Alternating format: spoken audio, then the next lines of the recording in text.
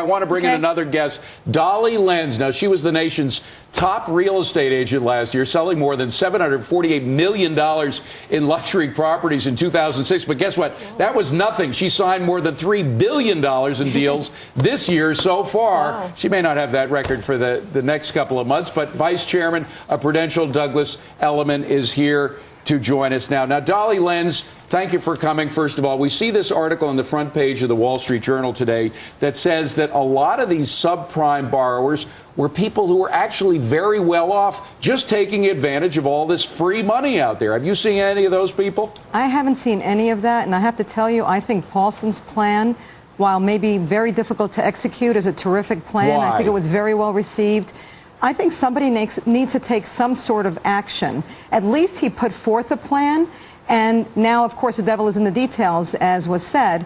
But I think it could be terrific because it really bolstered the market today. I can tell you my foot traffic was up today.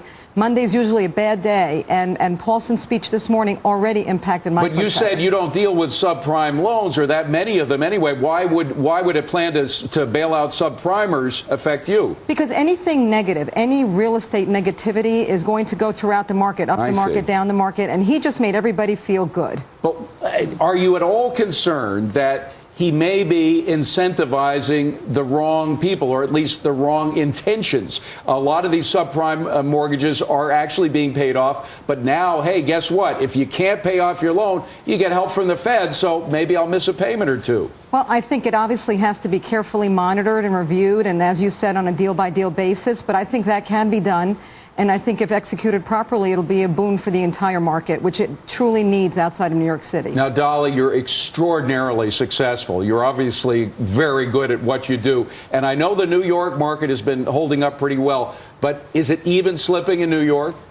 Well, the very high-end market, so the over $20 million market, has been slipping. There's less confidence in the market. People are kind of watching and asking the question, why should I buy instead of why not? And that's the confidence question, and that worries me. Now, Jennifer, I know you wanted to get in before I started to talk to Dolly. Go ahead.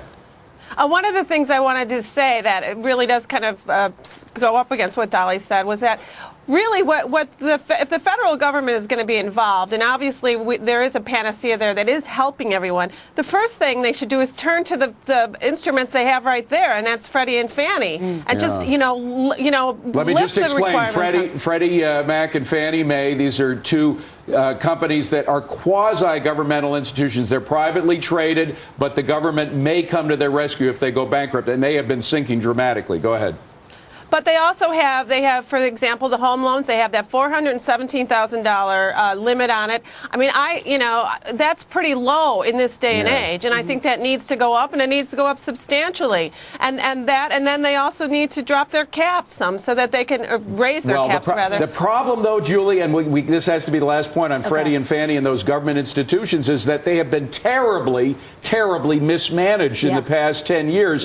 Maybe it's not the fault of the mortgage holders that have to deal with them, but they have nobody to blame but themselves for a lot of their problems. No, absolutely. And maybe Paulson should look at that first. I mean, look in your own backyard before you look elsewhere. So maybe clean it up and then make it go completely private. Ladies, we have to leave it at that. Thanks very much. Well, he's back.